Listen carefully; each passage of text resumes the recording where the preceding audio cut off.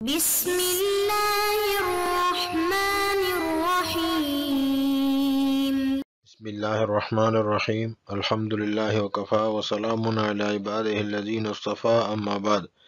عزیز طلبہ، شرح ملجمی کا سبق نمبر 18 شروع کر رہے ہیں۔ اس سبق کو وہ محصول ہو سے لے کر کلمۃ دالۃ علی متعلقہ تک پڑھیں گے۔ ومحصولہ ما ذکرہ بعض المحققین حیث قال، حاصل کلام یہ ہے جس کو ذکر کیا ہے مصنف نے الایضاح شرح مفصل میں، اس کو بعض محققین یعنی میر سید شریف جرجانی نے ذکر کیا ہے۔ حیث قال، اس لیے کہا ہے کما ان فی الخارج موجودا قائما بذاتہ، کہ جس طرح خارج میں موجود ہیں ایسی چیز جو قائم بذات ہیں، وہ موجودا اور ایسا موجود ہیں قائما بغیرہ جو قائم ہیں غیر کے ذریعے سے۔ کذالک فی الذہن، اسی طرح ذہن میں معقول ہیں، ہوا مدرکن جس کا ادراک کیا جاتا ہے قصدن ملحوظ فی ذاتہ لحاظ رکھا جاتا ہے ذات کے طور پر، یصلح صلاحیت رکھتا ہے ان یحکم علیہ و بہ محکوم علیہ اور محکوم بہ بننے کی، ومعقول ہوا مدرکن طبعا، اور ایک ایسا معقول ہے جس کا ادراک کیا جاتا ہے طبعا طبعی طور پر، وآلۃ اور وہ آلہ ہے لملاحظۃ غیرہ اپنے غیر کے لحاظ رکھنے کے لیے، فلا یصلح لشیء منہما پس وہ محکوم علیہ اور محکوم بہ بننے کی صلاحیت نہیں رکھتا۔ فالابتداء مثلا پس ابتدا جو معنی ہے شروع کرنا، مثال کے طور پر اذا لاحظہ العقل قصدا وبالذات، جب عقل اس کا لحاظ رکھے قصدا اور ذات کے طور پر، کان معنی مستقلا بالمفہومیت تو اس کا معنی مستقل بالمفہوم ہوگا، ملحوظا فی ذاتہ اور ملحوظ فی ذاتہ ہوگا، ولزمہ تعقل متعلقہ اجمالا وطبعا اور لازم ہے اس کو اس کے متعلق کا تعقل اجمالی طور پر بھی اور طبعی طور پر، من غیر حاجت الی ذکرہ اس کے ذکر کرنے کی حاجت کے بغیر، وہو بہذا الاعتبار مدلول لفظ الابتداء فقط تو وہ اس اعتبار سے لفظ ابتداء کا مدلول ہوگا صرف، فلا حاجت فی الدلالت علیہ الی ضم کلمۃ اخری الیہ پس کوئی حاجت نہیں دلالت میں اس پر دوسرے کلمے کو ملانے کی، الیہ اس کی طرف، لتدل علی متعلقہ تاکہ دلالت کرے اس کے متعلق پر، وہذا هو المراد بقولہم اور یہی مراد جو ہے ان نحویوں کے قول سے ہے، ان للاسم والفعل معنی کائنا فی نفس الکلمۃ الدالۃ علیہ کہ اسم اور فعل کے لیے ایسا معنی ہے جو ثابت ہے نفس کلمہ میں اور وہ کلمہ دلالت کر رہا ہے علیہ اس پر۔ اذا لاحظہ العقل من حیث هو حالۃ بین السیر والبصرۃ مثلا جب عقل لحاظ کرے، عقل ملاحظہ کرے اس کو اس حیثیت سے کہ وہ حالت ہیں سیر اور بصرہ کے درمیان، مثال کے طور پر، وجعلہ آلۃ اور عقل اس کو بنائے آلہ، لتعرف حالہما ان دونوں کے حالت کو پہچاننے کے لیے، کان معنی غیر مستقل بالمفہومیت تو یہ معنی غیر مستقل بالمفہوم ہوگا، ولا یصلح صلاحیت نہیں رکھتا نہیں رکھے گا ان یکون محکوما علیہ یہ کہ ہو محکوم علیہ و بہ اور محکوم بہ ہو، ولا یمکن اور ممکن نہیں ہے ان یتعقل کہ تعقل کیا جائے، الا بذکر متعلقہ کہ اس کا تعقل کیا جائے مگر اس کے متعلق کے ذکر کرنے کے ساتھ، بخصوص ہی اس کے خصوص کے ساتھ یعنی خصوصی طور پر ذکر کرے، ولا ان يدل علیہ الا بضم کلمۃ دالۃ علی متعلقہ اور دلالت نہیں کرتا اس پر مگر ایسے کلمے کو ملانے کے ساتھ جو دلالت کرے اس کے متعلق پر۔ یہ بہت مشہور بحث ہے حاصل و محصول کی بحث، محصول کو مقدم کیا ہے حاصل پر، اس کی وجہ یہ ہے کہ اس کے بارے میں کہا جاتا ہے کہ یہ بہت آسان ہے اور حاصل کا جو بحث ہے تھوڑا سا مشکل ہے، اس بنا پر جو آسان ہے اس کو مقدم کیا اور جو تھوڑا سا مشکل ہے اس کو مؤخر کیا. وہ محصول ہو، اور اس کا ذکر جو ہے یعنی محصول ہو سے مراد ہے کہ حاصل کلام یہ ہے جس کو ذکر کیا ہے مصنف نے علیزہ شرح مفصل میں، اور اس کو بعض محققین میں سید شریف جرجانی نے بھی ذکر کیا ہے. حیث قال، اس لیے انہوں نے کہا ہے کما ان فی الخارج موجودا قائما بذاتہ و موجودا قائما بغیرہ، کہ دو موجود ہیں، موجود کی دو قسمیں ہیں. ایک موجود وہ ہیں جو قائم بذات ہو، اور ایک موجود وہ ہیں جو قائم بالغیر ہو. موجود قائم بذات وہ کون ہے؟ اس کی تعریف کیا ہے؟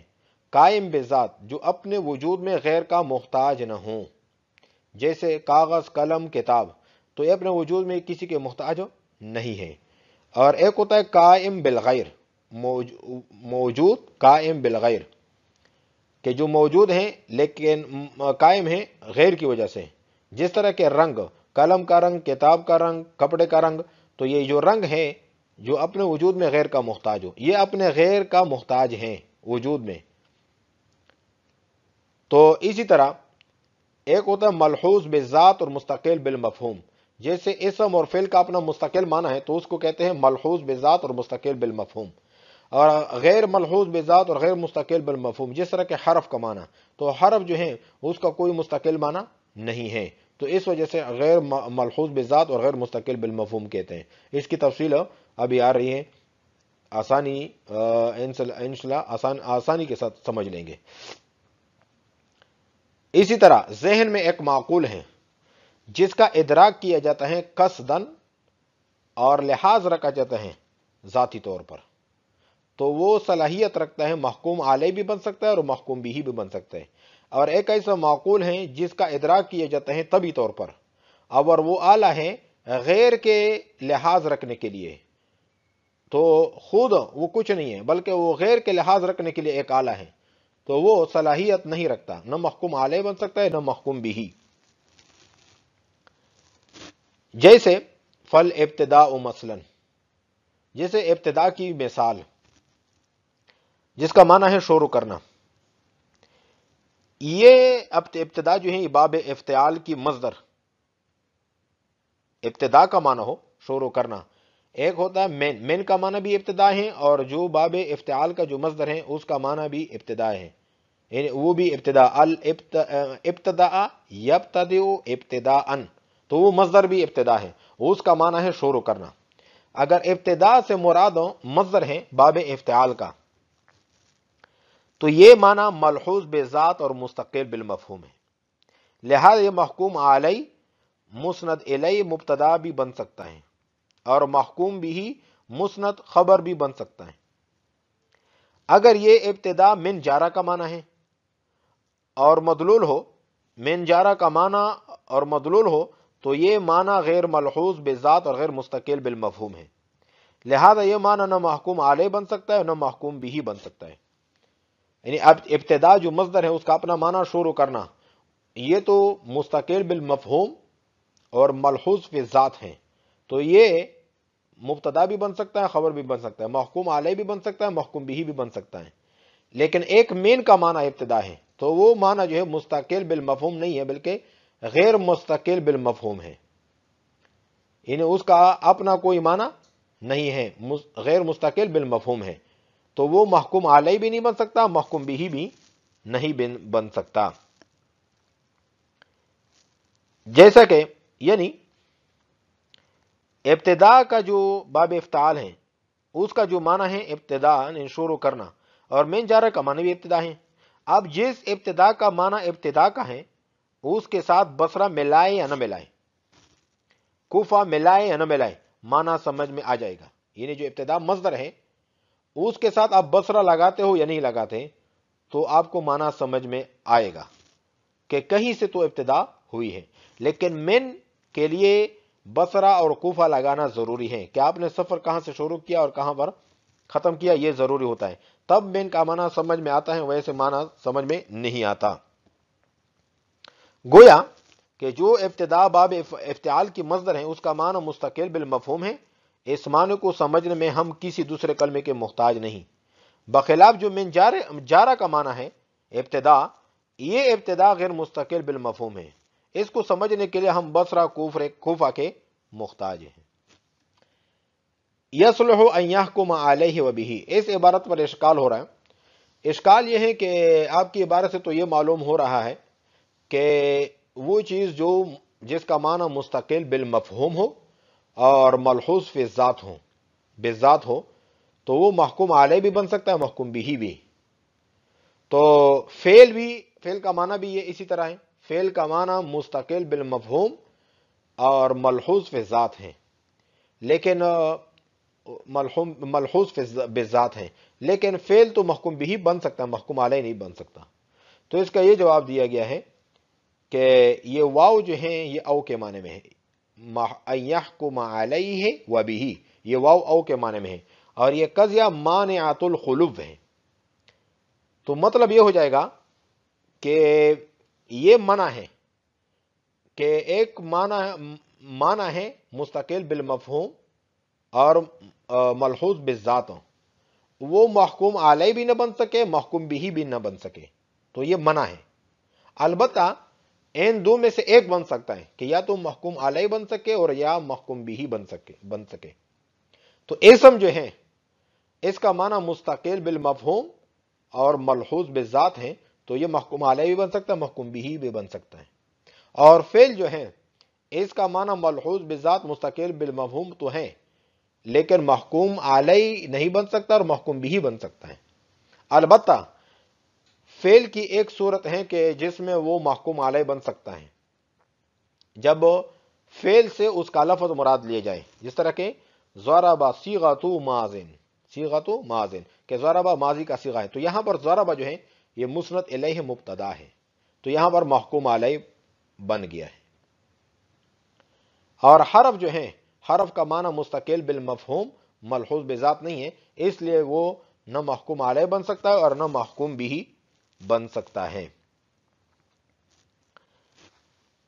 फल इब्तिदा मसलन, बस इब्तिदा मिसाल के तौर पर इज़ा लाहज़हुल अक्ल, कि जब लिहाज रखे उसका अकल कसदन और बिज़ात, काना मानन मुस्तकिलन बिल मफहूमियत, तो माना इसका हो जाएगा मुस्तकिल बिल मफहूम और मलहूज बिज़ात हो जाएगा।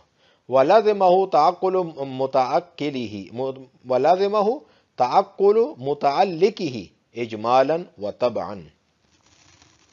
यहां से एक सवाल है, सवाल यह है कि वो इब्तिदा जो बाब इफ्तिआल का मज़दर है इब्तिदा, उसका माना भी दूसरे कलमे के मिलाने के बगैर हमें समझ में नहीं आता। यानी वो लफ्ज़ जिससे किसी चीज सैर वगैरह की इब्तिदा हो रही है, तो वो भी मुख्ताज हैं दूसरे कलमे के। जब तक दूसरा कलमा न मिलाया जाए तो उस इब्तिदा का माना भी हमें समझ में नहीं आता। तो इसका जवाब यह है कि ये इब्तिदा जो बाब इफ्तिआल का मज़दर है, उसका जो माना इब्तिदा है, वो उसका माना दूसरे कलमे के मिलाए बगैर समझ में नहीं आता, वो जहन में नहीं आता। किताबत में या लफ्ज़ों में उसकी ज़रूरत नहीं होती, जहन में इतना ही काफ़ी है कि आप कह दें कि कहीं से तो इब्तिदा हुई होगी और कहीं पर इस इब्तिदा की इंतहा हुई होगी। तो इतना ही इजमाली तौर पर इतनी तफसील मालूम होना कि इजमाली तौर पर आपको मालूम हो कि इब्तिदा कहीं से हुई होगी, तो ये भी काफ़ी है।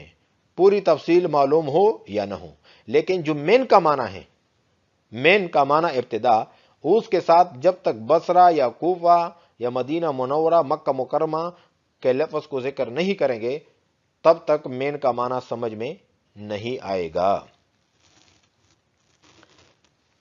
इसके लिए, इसको आसान बनाने के लिए कुछ हिस्सी मिसालें हैं हमारे पास, मलहूज बिज़ात के और मलहूज बित्तबा के।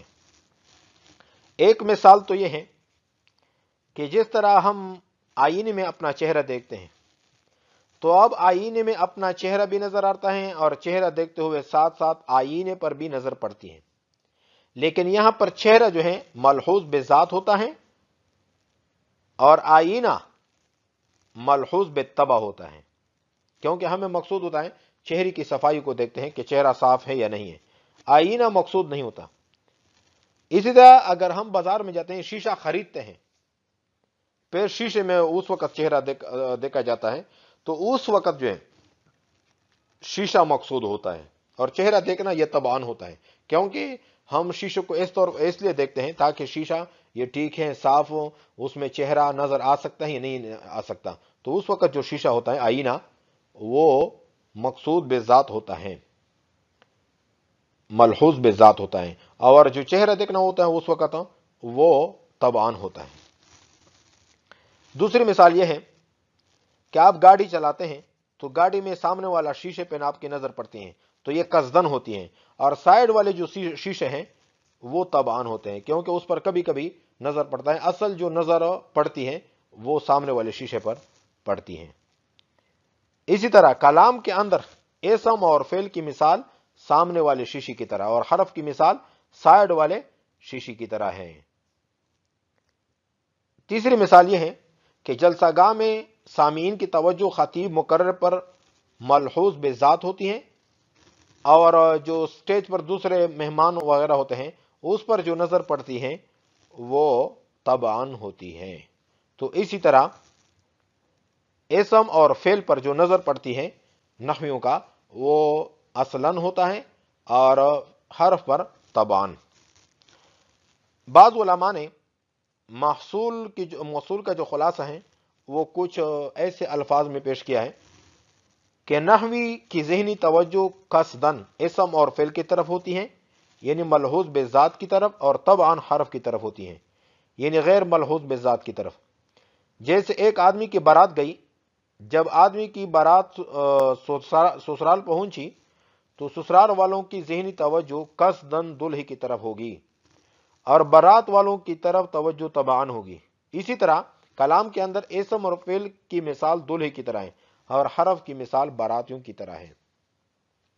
وَلَازِمَهُ تَعَقُّلُ مُتَعَلِّقِهِ اِجْمَالًا وَطَبْعًا، اور لازم ہے اس کے متعلق کا تعقل اجمالی طور پر اور طبعی طور پر، من غیر حاجت الی ذکرہ، تو اس کے ذکر کرنے کی حاجت کے بغیر. وَهُوَ بِهَذَا الْاعْتِبَارِ مَدْلُولُ لَفْظِ الْابْتِدَاءِ فقط، تو اس وقت یہ لفظ اس اعتبار سے لفظ ابتدا کا مدلول ہوگا صرف. فلا حاجت فی الدلالۃ علیہ الی ضم کلمۃ اخری الیہ، پس حاجت نہیں ہے دلالت میں اس پر دوسرے کلمے کو ملانے کی طرف، الیہ اس کی طرف، لتدل علی متعلقہ تاکہ دلالت کرے اس کے متعلق پر. وہذا هو المراد بقولہم، اور نحویوں کے اس قول سے بھی مراد یہ ہے ان للاسم والفعل معنی قائنا فی نفس الکلمۃ الدالۃ علیہ، کہ اسم اور فعل کے لیے ایسا معنی ہے جو ثابت ہے نفس کلمہ میں اور وہ کلمہ دلالت کر رہے اس پر. اذا لاحظه العقل من حيث هو حالۃ بین السیر والبصرۃ مثلا، جب عقل اس کو ملاحظہ کرے اس حیثیت سے کہ سیر اور بصرہ کے درمیان ایک حالت ہے، وہ ایک حالت مثال کے طور پر. وَجَعَلَهُ آلَةً، اور عقل اس کو بنائے لتعرف حالہما، ان دونوں کے حال کو پہچاننے کے لیے. کان معنی غیر مستقل بالمفہومیت، تو یہ معنی غیر مستقل بالمفہوم ہوگا. تو یہ من کا معنی جو ہے غیر مستقل بالمفہوم ہے کیونکہ ان کے ساتھ سیر اور بصرہ لگانا ضروری ہوتا ہے. ولا یصلح، صلاحیت نہیں رکھتا من کا معنی جو ابتدا ہے ان یکون محکوما علیہ و بہ، کہ محکوم علیہ بن سکے یا محکوم بہ. ولا یمکن ان یتعقل، اور من کا معنی سمجھ میں نہیں آتا، من کا معنی جو ابتدا ہے اس کا معنی سمجھ میں نہیں آتا، نہیں سمجھا جاتا الا بذکر متعلقہ بخصوصی، مگر خصوصی طور پر اس کے متعلق کے ذکر کرنے کے ساتھ. ولا ان يدل علیہ، دلالت نہیں کرتا اس پر الا بضم کلمۃ دالۃ علی متعلقہ، مگر ایسے کلمے کے ملانے کے ساتھ جو دلالت کرتا ہے اس کے متعلق پر. تو ہمارا آج کا سبق ہوا وَمَحْصُولُهُ سے لے کر کلمۃ دالۃ علی متعلقہ تک. وعلیکم السلام ورحمۃ اللہ تعالی وبرکاتہ.